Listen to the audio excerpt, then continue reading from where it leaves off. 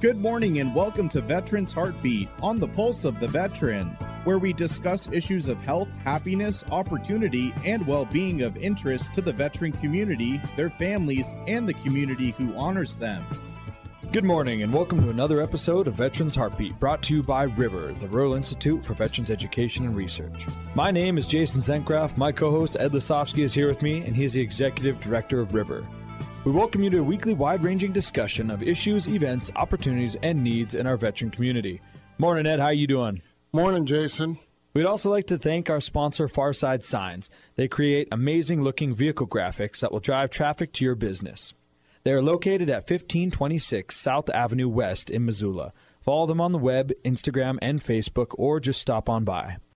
Well, this morning, we've got a special guest, and for the audience, in case there's some big breaking news, Jason and I are in New Zealand right now, so this was pre-recorded before we went to New Zealand. We've got Matt Rosendale, who's running for U.S. Senate. He is one of our Senate Republican candidates out of, 3 or 4, Matt? Four total. 4 that are running. Yeah, you know us Republicans, we like a full stage, like the Rockettes. Anyway, so this morning we're talking with Matt Rosendale, who's running for U.S. Senate, and I've been reading up on you a little bit there, Mr. Auditor. I love it. You kind of tend to not pull any punches with a lot of people, do you? No, I don't. I love when people do research on me, Ed. They tend to come out the other side a lot stronger supporters than when they entered in the tunnel. Well, Veterans Heartbeat is, as you know, we focus on about everything about veterans. So one of the things that I was kind of impressed with on your website was you really said it's time to rein in the VA. Absolutely. I don't know whether rein in is the right word, but certainly straighten out. I've got publications spread all over my office, Ed, where the veterans are, I don't have to explain it to you, but they are not being treated properly. And when our men and women go and serve in the military, I feel that there's a couple of components to making sure that military spending is done right and the defense of our nation is taken care of. First, we have to equip the veterans, our troops and our soldiers properly to go and take care of the business that we ask them to. And then, by golly, when they return home after they've served, we have to be able to fulfill the promises that we've made to those soldiers to get them to sign up and serve, by golly. And for so long, we've seen enormous amounts of money being spent, and it just seems like, as I look, I'm a businessman, as I look at the way these dollars are being spent, they're just being misdirected. We need to have the proper allocation of these funds, and it boils down to leadership, accountability, and proper administration. We've got publications and news releases, I know that you've seen them, where we've got as many as 5,000 veterans here in Montana that are 30 days out from having their appointment met. So their preferred time for an appointment. Actually, I've read the stats right straight from the VA website, and they were really kind of confusing to me because we've got 1.5. Is it, Jason, 1.5? I believe it's just 1 right now. We did have 1.5 for a while. We'd have to double check on that before we do give a definitive answer. Well, we've got less than 2 doctors over here in Missoula, and according to the sheet, and I'm more than willing to share this with your campaign, 5,500 and some odd number called in for an appointment, and they were serviced within 30 days, 5,000 of them. How's that happen? Wow, they must have put them on a conveyor belt and just took their temperature as they were going by. No, they used one of those guns that just, measure temperature from a distance. Yeah. Laser guns. So, there's a lot of interesting problems. Now, I sent your staff a resume of Dr. Nelson, a pain management specialist. She's done her fellowship in pain management. So we're trying to get her patients. She just came in and opened up a clinic, and we were very lucky that she is working with the River program. And when I was on the VA phone today, I was told that it's preferable for them to keep the veteran in-house, and the way that they do that would be to send them to Denver. So I'm kind of confused and baffled over that one. I mean, we've got somebody that's done a fellowship in pain management. She's a rehabilitation specialist, and it's better to put somebody on a bus to Denver who's in pain. Can you explain that one to me? No. Well, I can. It's lack of leadership, accountability, and administration. We've got to have the proper allocation of the funds and start placing the priority on the treatment of the veteran instead of what I see as the protection of the Veterans Administration. Well, it's not just the Veterans Administration. There's we have a mentor, Dr. Janet McCord. Okay. Mm-hmm. She's a paleontologist over in Marion University. Unfortunately, River kind of gets its support outside of the state. We really don't get a lot of support that we need inside the state, and I don't know why, but we're trying to gain traction. But she's really upset because River was set up in such a way that it fit a grant program from the VA system. Uh-huh. I mean, everything except for one item, and that was the principal investigator had to have previous experience that they counted, so it turned into only the good old boy could get the grant. Right. And so that was really frustrating. Absolutely. I sent that letter over to your staff also. So tell me, I was kind of surprised. I've listened to a couple of your speeches and whatnot, and you are kind of focusing on the veterans, so I'm kind of surprised at that. Can you explain it? Well, it's because it's a large segment of our population here. So to not do so would be to completely ignore 10% of the population of Montana. And I don't care, when you have that many people, you better pay attention to them. They're a very big part of our society. And quite frankly, it's a big part of the culture of Montana because of the Malmstrom Air Force Base and the principles and values that we all share. That's that very wholesome upbringing that we all share, whether you're in the military or not. It is a lifestyle, and I think that it's very wise for us to make sure that we have a healthy population. I mean, it's important. Well, okay, I get that we should have a healthy veterans population. That's not possible, and we know that, okay? But we need to take care of them in a manner that is dignified and respectful, instead of treating them like broke-down welfare trash. Sorry, my terminology there. No. And look, and I am by no means a physician, but what I do see is when things are not being done right. I can sure understand that. And when I look, again, at the information that shows that basically we don't have adequate physicians, we don't have adequate professionals to treat the number of veterans that needs and deserve services. Why aren't we focusing our attention there instead of trying to expend funds on brand new facilities that don't then have the proper staffing to accommodate our veterans population? I mean, I went down to the new clinic in Billings. I've seen the facilities there in Missoula. Heck, I'm looking at a front page article here, Glendive VA Clinic without primary care provider. All the fancy buildings in the world aren't going to do us any good if they're not staffed properly. And as you said, when you have someone who has the background and the expertise to help and to treat our veterans, why aren't we bringing that forward? I attended a town hall meeting about 2 months ago here in Helena at the American Legion, and I just sat there quietly taking notes. For an hour and a half, I took notes and listened to the complaints about how poorly our veterans were getting treated, and everything from optometrists and, getting proper eye care to the most extensive injuries that you would want to talk about. And I know that there was some conversations about the Choice Act. Well, then the Choice Act isn't working. It's not providing access to medical care that is helping our veterans.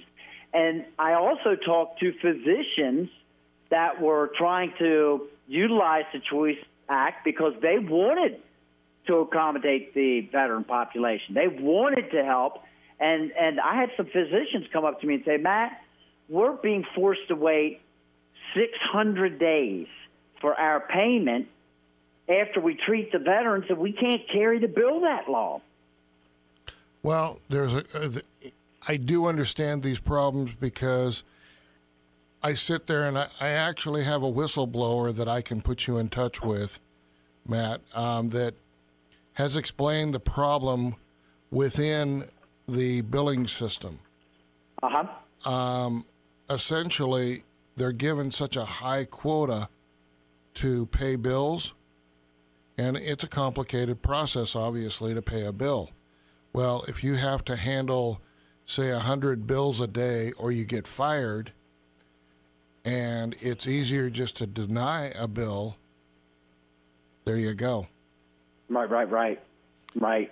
So I think go ahead. We've got to dig down we really have to dig down again into managing the system itself, the administrative end of the system, and then look at the the delivery of the medical services as while you'd like to integrate it, you almost have to look at those two things separately. What I'm concerned with, Ed, and you can probably shed some light on this with me, is when I hear about the veterans going in and getting treatment, a lot of the time they seem to be immediately just dosed up with a bunch of medications and then just turned out onto the street. Okay, I'll address that real quick, okay? Mm-hmm. If you want to make a congressman wince, one word, Candyland. That's what the VA in Wisconsin became known for with all the medications. Now, the problem with what you just said is, sure, they're giving out all these medications, but now they've got their hand caught and they're cutting them off or bringing them down without proper procedures. Mm-hmm. It's like an alcoholic. You can't just take the bottle away. You've got to take it down slowly, or you're going to have medical problems. Mm-hmm. In the Institute, we're getting phone calls from veterans that said, hey, my doctor won't write an opiate anymore, and so now I'm sitting here, ready to die. So there's a balancing act there that needs to go on, and that's where we've got to get people like Dr. Nelson, who was trained to do this, involved. But it can't be that, sending somebody on a bus to Denver is the answer. No. And this is what I'm hearing, and that there's actually methods with which veterans can get treatment for certain conditions that they really shouldn't be taking all those medications anyway. Well, we've identified in the Institute, like post-traumatic stress. Uh-huh. That's just my gut feel. There's a 50-50 chance of PTSD being a physical condition that's never tested for. And the VA... Is that the inner ear thing that I have been starting to hear about? Yes, and we're the ones that are sounding the alarm on that. So it could be the inner ear issue, which is also known as a vestibular disorder, which damages the brain's ability to regulate balance. So that becomes very frustrating for the patient. So they start to develop, besides nausea, loss of balance, things like that, which seem obvious, they also start to develop anger, depression, and anxiety. So what happens when a veteran says, "Oh, hey, doc, I have anger, depression, and anxiety"? They go, "Seen this a million times. It's PTSD. Here's your drugs."